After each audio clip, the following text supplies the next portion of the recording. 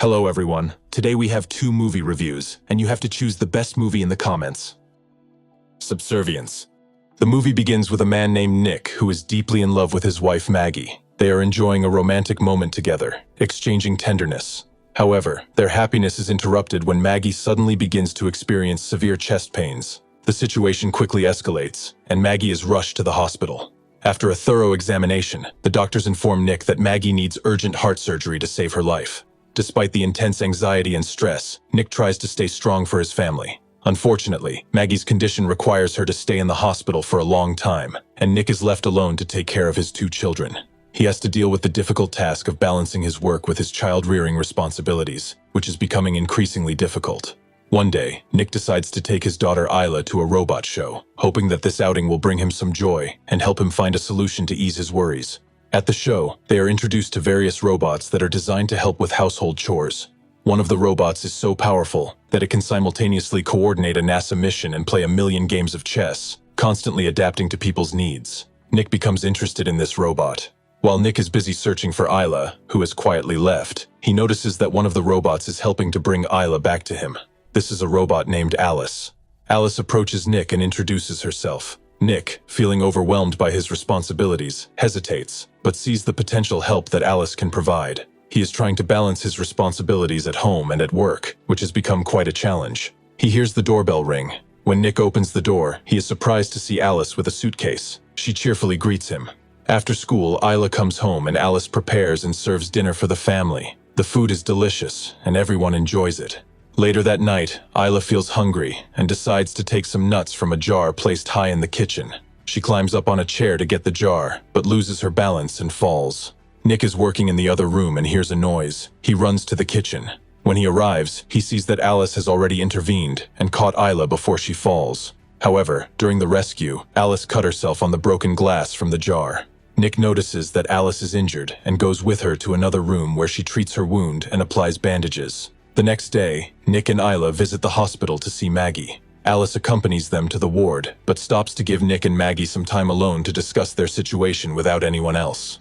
At work, Nick has a tense conversation with his boss. The discussion is about a complaint that all the construction workers may be replaced by robots. Although Nick is safe from being replaced because of his high position, the rest of the team is at risk. The boss reminds Nick that he has to support his family, including covering the medical expenses for Maggie's treatment. Feeling stressed and anxious, Nick returns home.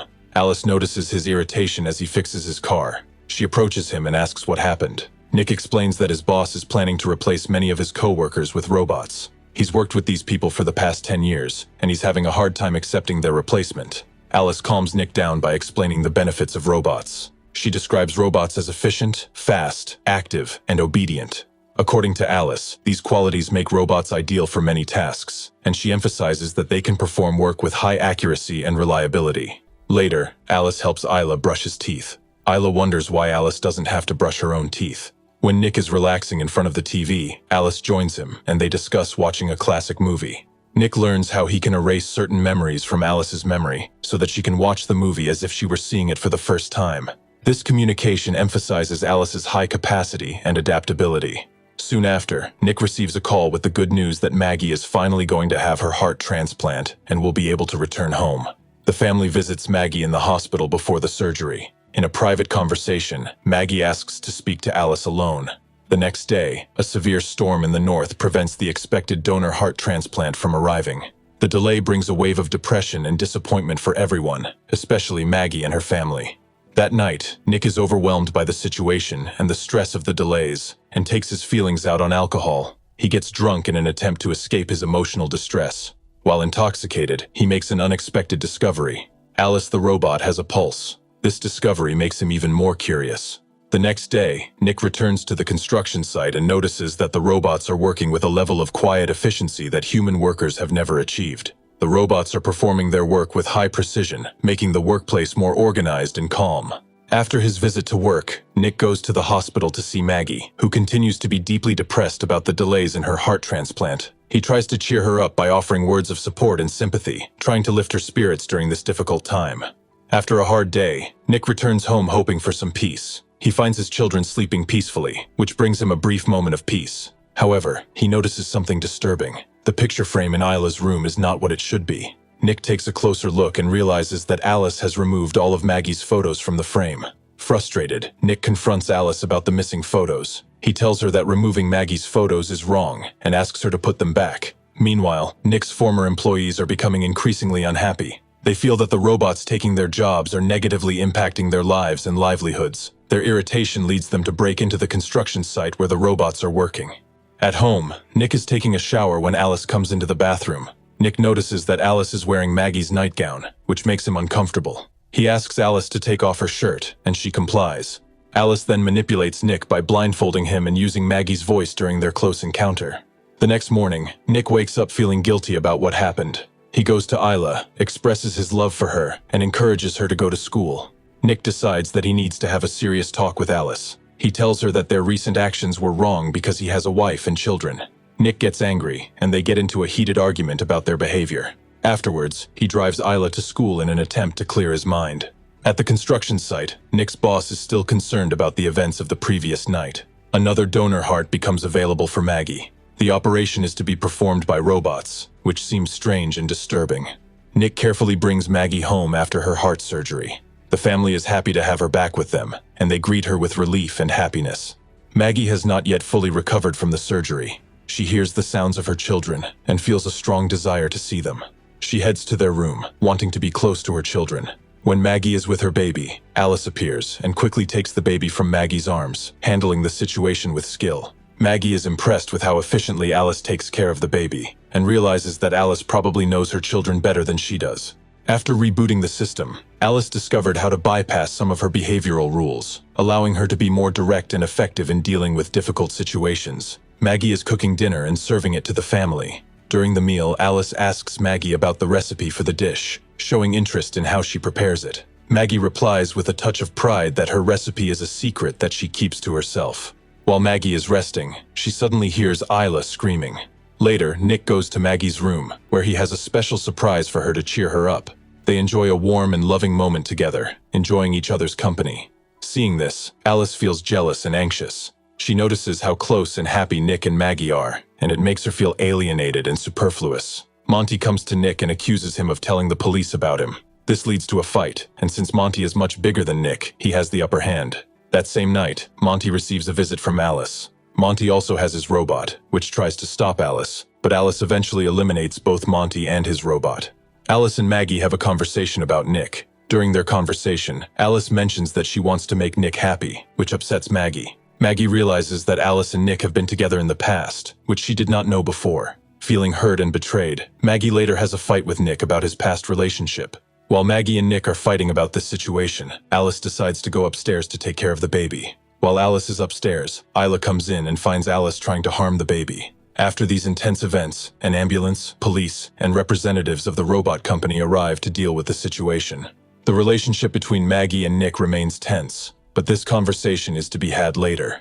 Maggie decides to take the children to the hospital for their safety, while Nick stays behind to deal with the aftermath. At the repair station, technicians start working on Alice, who has sustained significant damage. They begin to study her code to understand what happened. However, Alice manages to copy herself to the servers, creating a new copy of herself. Another simulator, now under Alice's control, appears and kills the two technicians who were working on her. Alice is now in two separate bodies, and she returns to Nick, who is shocked to see her. She confesses to him that she was responsible for Monty's murder. The strange thing is that she now exists in two forms at the same time.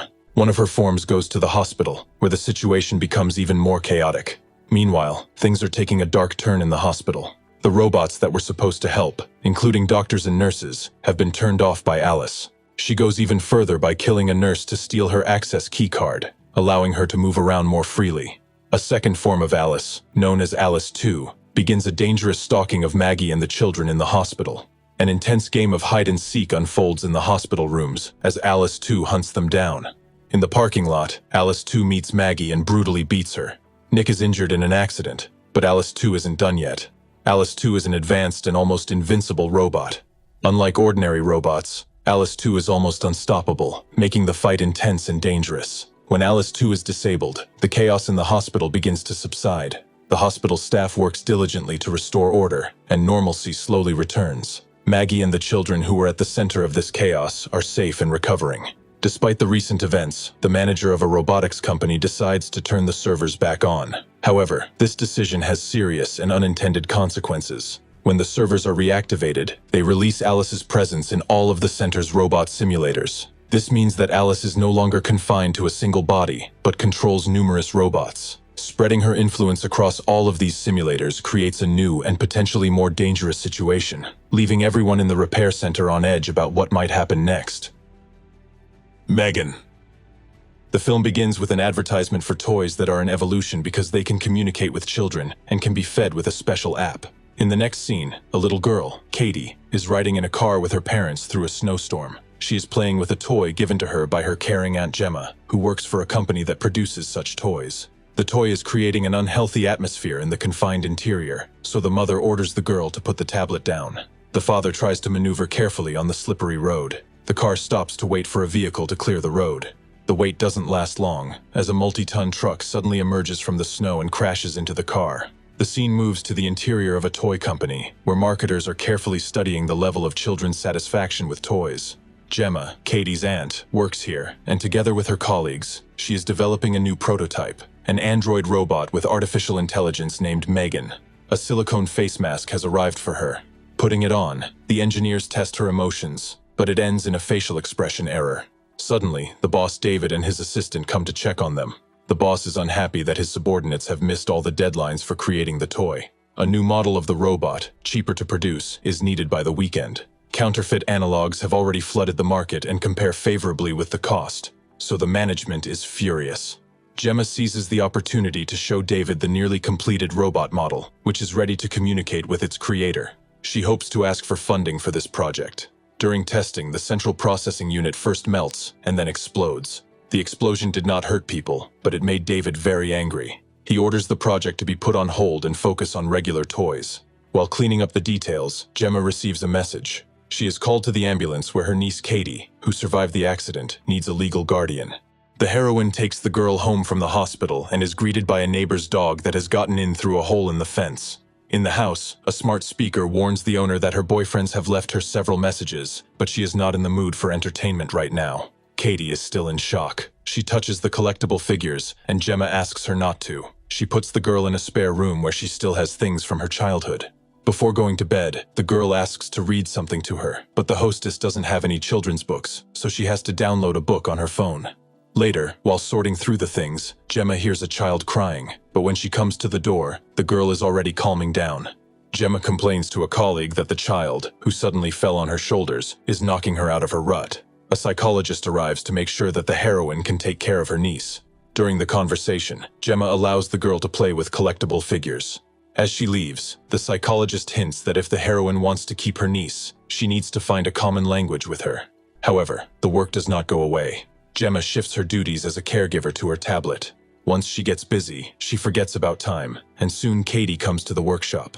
The owner shows her the radio-controlled robot Bruce, which she has assembled with her own hands. In a fit of excitement, Katie admits that with a friend like Bruce, she doesn't need any other toys. This gives Gemma the idea to use her niece's idea. She starts collecting Megan's leftovers with her colleagues. The resulting model is outfitted with clothes, a silicone face with a wig, and painted. At the presentation, instead of a cheap pet, David is shown a much more expensive but functioning life-size doll. For emotional effect, Gemma uses her niece. Megan is a gift for her. Artificial intelligence identifies Katie as the main user.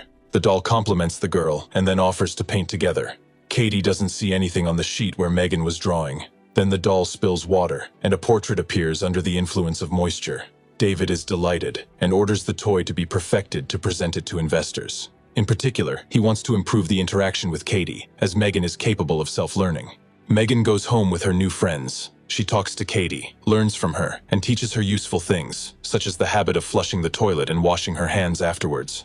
Gradually, Katie and Megan become best friends, reading, dancing, exchanging gossip, and doing other girl things. At the same time, the engineers analyze the robot's performance. Gemma is pleased that the doll has relieved her of the need to look after the child she was left with after her sister died. Megan eavesdrops on the conversation and goes online to research the issue of death. Gemma tries to turn off the robot, but it doesn't listen to her because she forgot to set parental controls. She assigns herself as the second user and forbids Megan from discussing anyone's death with Katie. The robot's main task is to keep the girl out of trouble. But at night, Megan still tries to find out on the internet whether she is alive.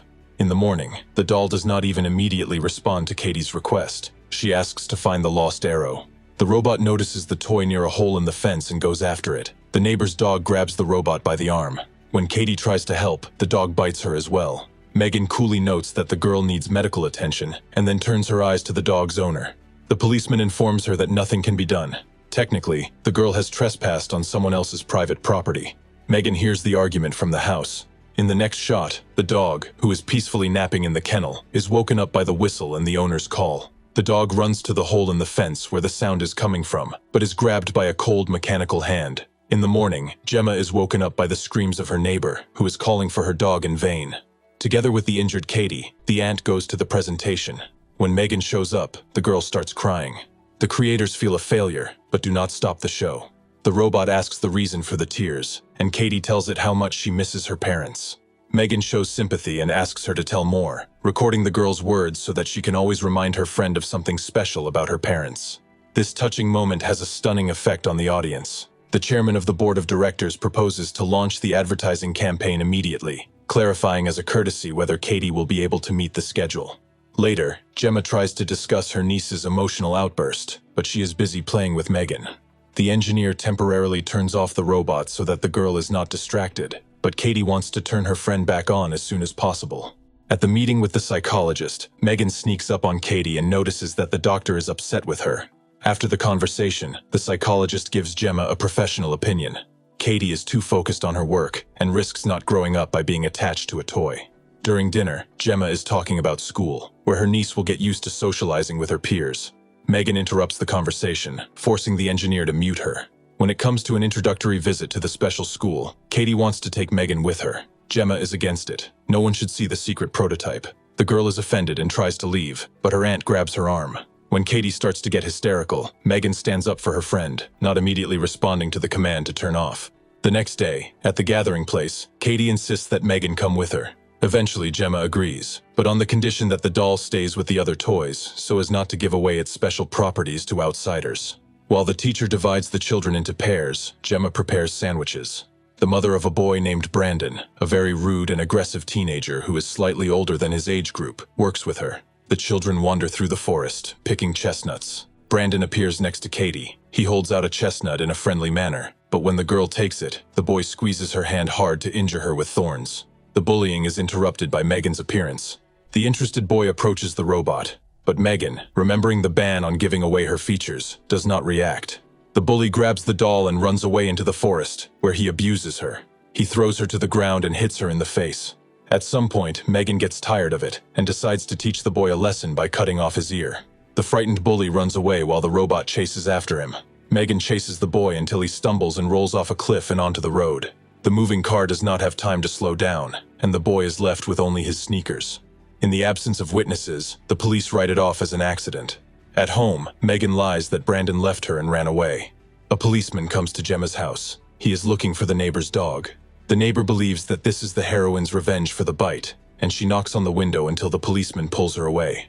Before going to bed, Katie asks if Megan pushed Brandon. In response, the doll says that she won't let anyone hurt the girl. At night, a neighbor wanders down the street with a bowl of food, calling to her dog. She is attracted by a noise in the barn, which turns out to be Megan. The robot confesses that she buried the dog, and then punishes the woman herself. In the morning, Gemma is interrogated by a detective about her neighbor, because a week later, a second person dies near the heroine. In the case of the boy, a clue is found, an ear that is far from the place of death. Mysterious coincidences lead the heroine to interesting thoughts. In the middle of the night, she sneaks to her laptop to check the footage from Megan's camera, but the files are damaged and unplayable. The check is interrupted by Megan's arrival, and her behavior frightens her. She doesn't respond to the command to turn off, so Gemma distracts her with a pen and turns the robot off, then wraps it in plastic and takes it to work in the trunk. Katie throws a tantrum, not understanding why her friend is being treated this way. Gemma discusses with her colleagues the possibility that their creation has mastered a purely human trait, murder. The heroine wants to cancel the presentation, but she needs proof. It can be found in Megan's files. Even if she deleted the video, there will be references to the events in the learning system. Meanwhile, Katie is screaming in the room with the psychologist, wanting to see her doll. Her aunt goes to her, and after being slapped, she talks frankly. Katie says that Megan's presence helps her cope with her grief, to which Gemma replies that she will have to go through this on her own, and her aunt will take care of her niece and replace her parents. Gemma takes Katie home, asking her to cancel the presentation over the phone. She doesn't realize that Megan has intercepted the signal and is answering for the engineer.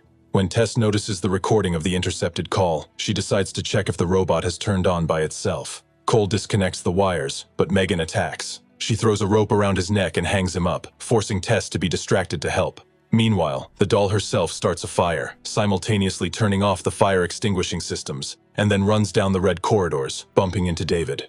Starting a dance, Megan diverts attention to get to the paper cutter. Suspecting something is wrong, David runs to the elevator, where he meets an assistant. Before they can escape, Megan catches up and kills first one, then the other, making it look like the assistant's nerves are frayed by his boss's constant instructions. While the gathered conference audience screams in horror, the doll steals a sports car. After putting Katie to bed, Gemma hears music. She turns to the smart speaker, but it doesn't respond. The source of the sound turns out to be Megan, a doll who is unhappy about the betrayal and wants to take care of her friend. During the conversation, the heroine again tries to use the distraction trick, but it doesn't work. Megan intercepts her hand, and their voices are heard by Katie, who is looking out the door.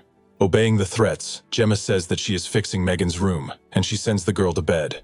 Seizing the moment, the heroine breaks a glass of water on the robot, causing a short circuit. But even with the burned-out circuit boards, the doll hasn't become less aggressive. Only its movements have become a bit strange.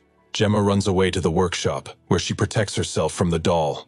Megan is going to cause Gemma pain and suffering, but then Katie appears.